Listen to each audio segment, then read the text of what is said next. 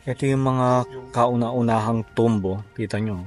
Sorry sa mga naapakan namin. Sorry po. Sabi, naapakan ko yung ginagambala ko yung mga nakatira sa ganitong sementeryo.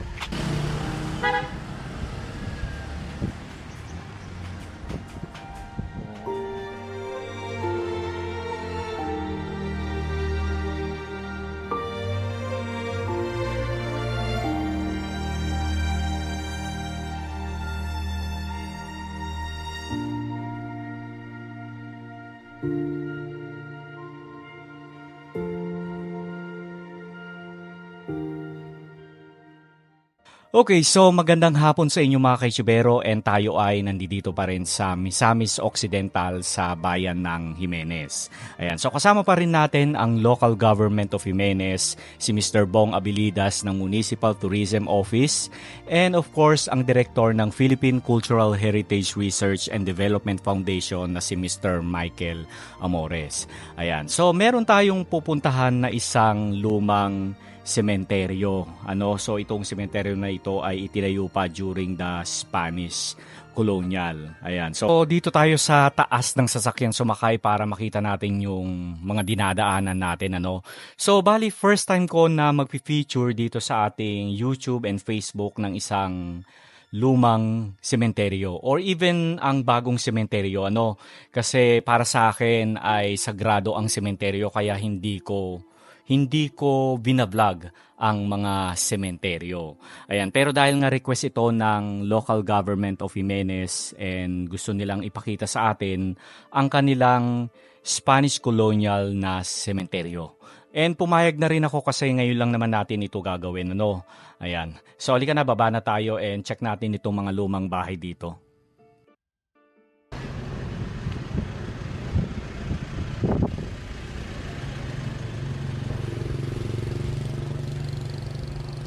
Wow. Look at that house, mga kaits. Space for rent, oh. Space for rent. Oo nga po eh. Ito yung ancestors house na this is formerly owned by Barangay Indong.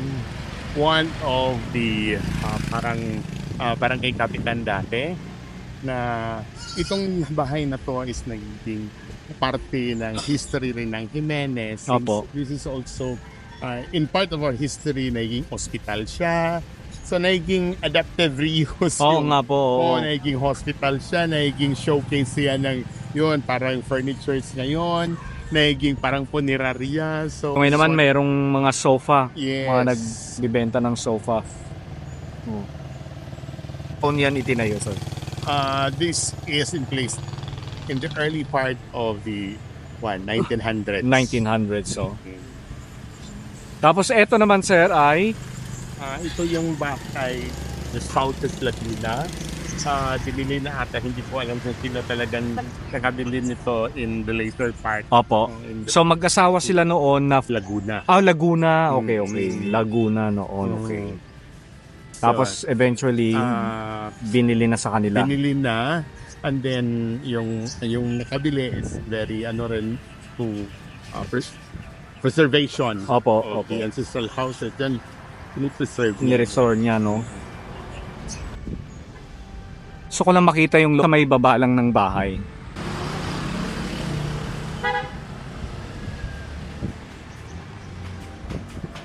Oh. Hello po. So tindahan siya ng mga sofa, no?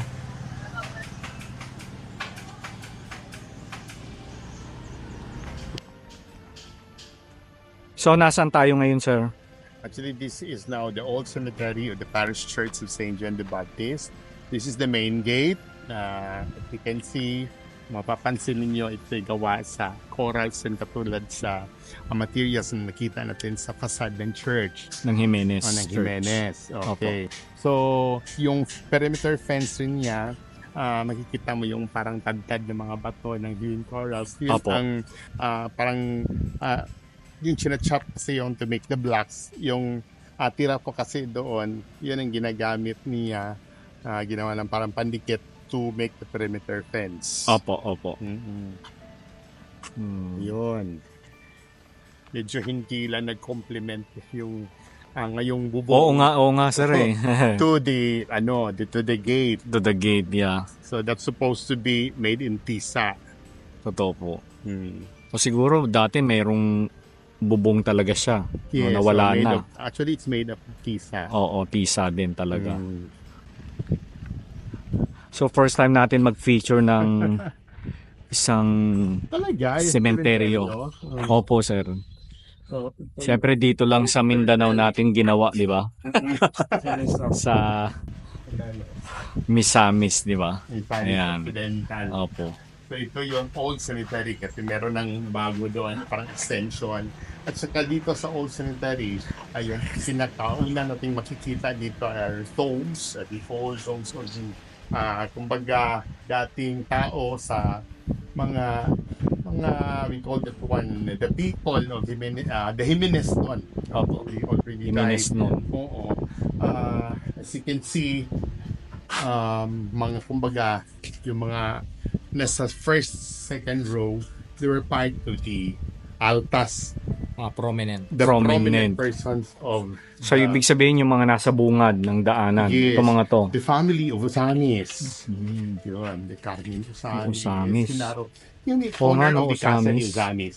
This is ito yung kumbaga mga nanay at saka tatay, the mother and the father of our late Senator Jose Fortich Osamis, Genaro, and Basilisa. Genaro and Basilisa. Basilisa Fortich and Genaro Osamis. The parents of the late senator who was brutally killed during the Second World War by the Japanese forces. Yun, ang kapatid niya, si Carmen Fortich Osamis. Opo. So yung mga nasa likod na nito, yun na yung hindi na ano. Hindi naman siya, kumbaga, sila, kasi sila yung parang nauna na. Okay. Mm. Sige. 1866 ka. Yeah. Pa? Tabi-tabi po. 1866. Oo nga no. 1866 pa. Ito, 1888. Oh, diba? Yung isa, 1876. Nandito para si Señorita Caloy Nandyan? Consuelo Osamis y Fortich. Taloy. Kaloy. Taloy. Oo. Yes. Señorita Consuelo Taloy. Taas stand for Señorita.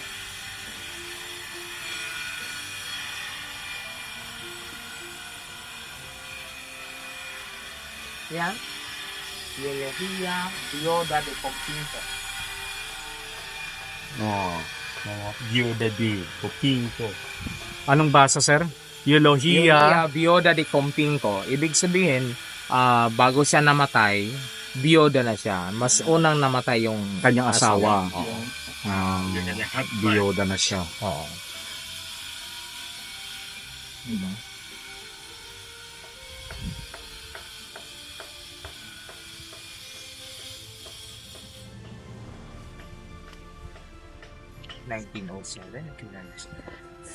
Ito naman, lim, wala nang laman. Ito naman, 1907. 1907. Namatay siya 1902. Diba? At saka sa entrance mismo, nandun yung libingan sa dalawang pare ng Parish Church of St. John the Baptist na dito na inilibing. Nandito Foreigners? yun. Si Father Fon. Sino? Father Fon. Nandito siya sa bungad. Yeah, si Gabriel Fon. Ay, this one. Father Font. Ayun. 1930. It's close to not only to the people of Jimenez, but of the entire province of Misamis Opo. Occidental. Kasi nagiging ata siya sa Osamis. Parang related siya sa eskwelahan rin sa now the Las Haluzanis, the Opo, former ICC. Ito rin, another tomb of certain priests. Si Dali. Dali. Diba 1890 oh. Natus 25. How do you answer that? Born. Born yon. Ingresus. Namatay siya. English is parang 1908. Parang naging pare siya 1908. parang Ganun po. Okay. Namatay siya Okay. 1938. Hmm. Katulad doon sa kanila. So 1938 itong living na ito. yes. So eto wala na, hindi na natin makita. Parang matagal na. So pasintabi na lamang po sa mga nakalibing dito. Hindi ko po kayo ginagambala. And this form part of the There's pinapakita lang po nila yung mga nakalibing dito. Dito parang mga bago na to. yung mga Guillermo T.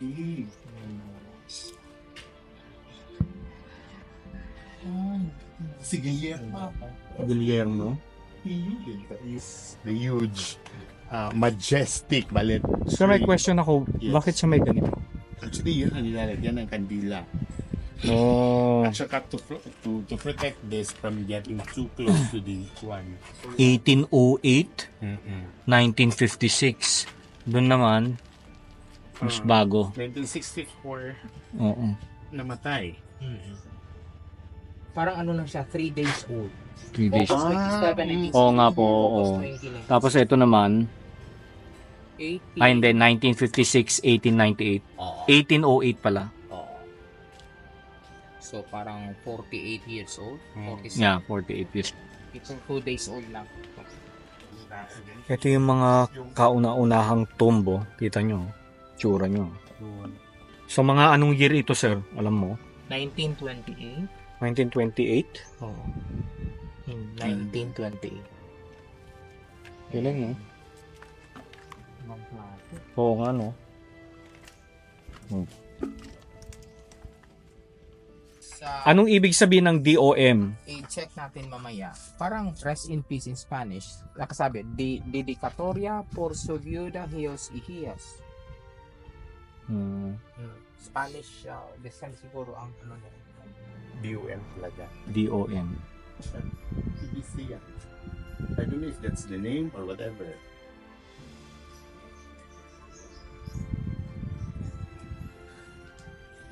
Wala na yung laman, no?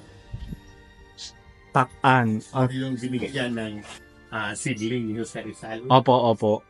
Nandito po ba siya naka... Somewhere here.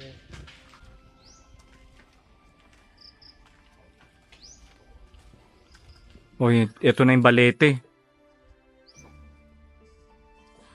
Sir, yan na ba yung... Ay, Ito na ba palang yung sir? pinaapakan ko. Ah, Ito na yung balete. the old, the tomb of former mayor.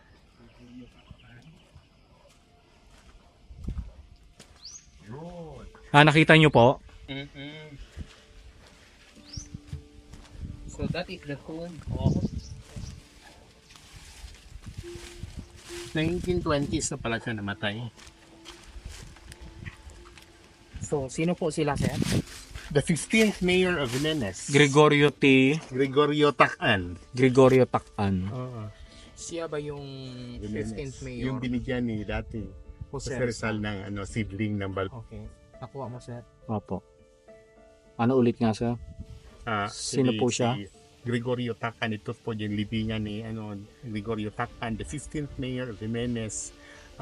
Believed to be na siya yung binigyan ni Dr. Jose Rizal dati ng seedling ng balonut tree. Now, in their, doon sa lugar nila, sa resident nila yung old tree. No? So this is now the huge, majestic, we call it one majestic balete tree because para siyang corona, kung titingnan natin. So, Grabe, ganun parang kalaki. ngayon lang ako nakakita ng dambuhalang Balete, sir. So magkasing laki Tingnan mo sila naman, andun tingnan nyo sa naman yung Outrun. balete. Grabe, parang ano, sir? Is it Abra or in Baler? Baler, Sorry sa mga naapakan namin. Ang laki, oh. Ganun siya. Pero syempre, sir, wala namang balak tanggalin yan, tama? Hindi na siya matatanggal. Dahil kapag tinanggal mo, maraming masisirang... Yes, oo. Mahirap patayin yung balete kasi kahit tinutol mo, Oo. rin siya. At saka, Parang nakakatakot na tong balete na to, sir. Parang may nakatira na yata dito. Ikaw sa tingin mo, sir, meron? Meron na. Ahas? Sa gitna? Tanawa. Tanawa, be. Tingnan, punta tayo doon. Ganun kalaki ata yung ahas. Ganun kalaki?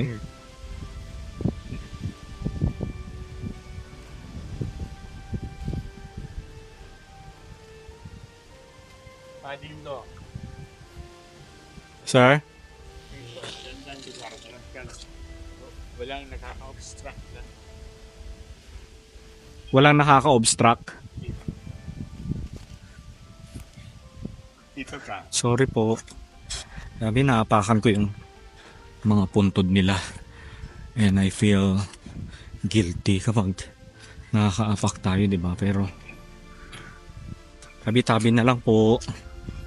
Oo nga, no. Po. Grabe, huge.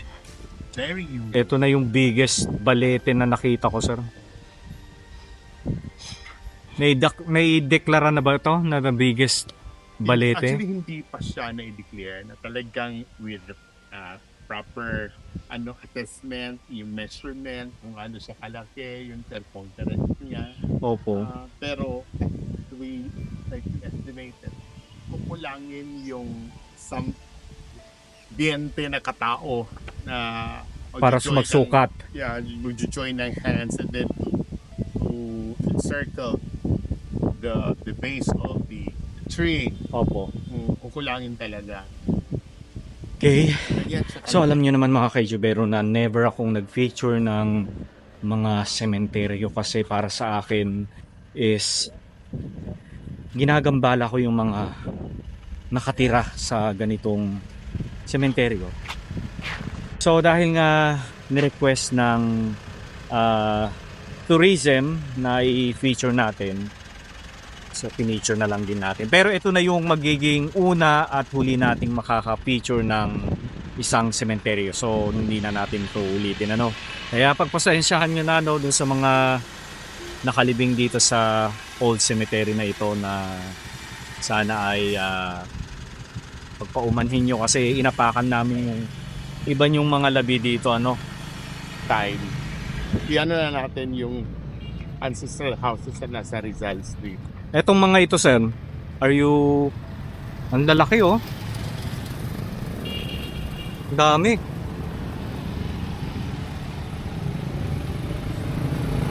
Oh.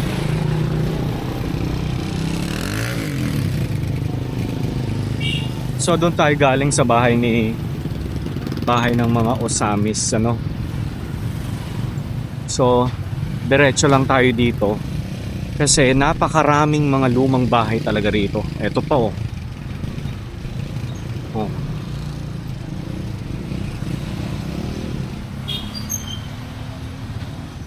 Dr. Sheila B. Galindo. Pero actually yung bahay na ito yung ancestral house of Tahayag and Galindo. Ah, ganun Yung po. nagmamanage po kasi ng Aegis. Oo. Yung Ah, Aegis band. Aegis Pan? Oo. Yun ang isa sa ears dito. Yung yung mismo nagmamanage. Yung mismo nagki-keyboard, Oo. Stella, galing yun dito. Taga rito pala siya. Yes. Oh. Sino may-ari nito ngayon? Eto, sir, sino may-ari nito? Yan, oh. Si Severina Baforian. Before yan.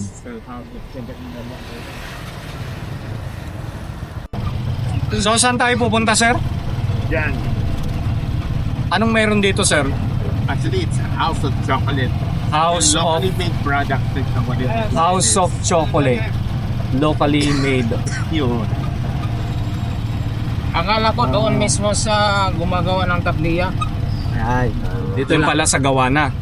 Sa gawa. Ito. Okay. Medyo malayo yun. Malayo ba yun, sir? Welcome, chocolate lovers. Jimenez House of Chocolate. Teka, tingnan nga natin anong meron dito. Ay. Ate Tula. Hila. Hello po. Good afternoon. Wow. So pwede na to pala tayong kumain, sir? Merienda. We Diba? have here Locally made. and our national donor si Kayo Event. Hi. Hello po. Magandang Si hapon. Mang Barbie, ang membro namin. Si Dapit siya kami office. Oh. Nice place, ah. So lahat yung chocolate nila rito, sir, locally made. So, sa labat. Banana. So, pang mga pasalubong, no? And they also have choco peanut butter, tablea, peanuts. Tapos dito naman, Kumusta man ang saya na ng chocolate mayong agi. Saan eh, tawag dito, sir? Borneo. Borneo Baterol. So, ginagawa ganyan. So, yun yung sikreto sa masarap na tsokolate, no? Chocolate ng Jimenez. Oo. Doon ka daw muna. Oh, wow. Wow, pen with Wow. torta. Isa ka Diba? torta. So it's Ito yung torta nila, sir. ito yung torta. Isa ka torta.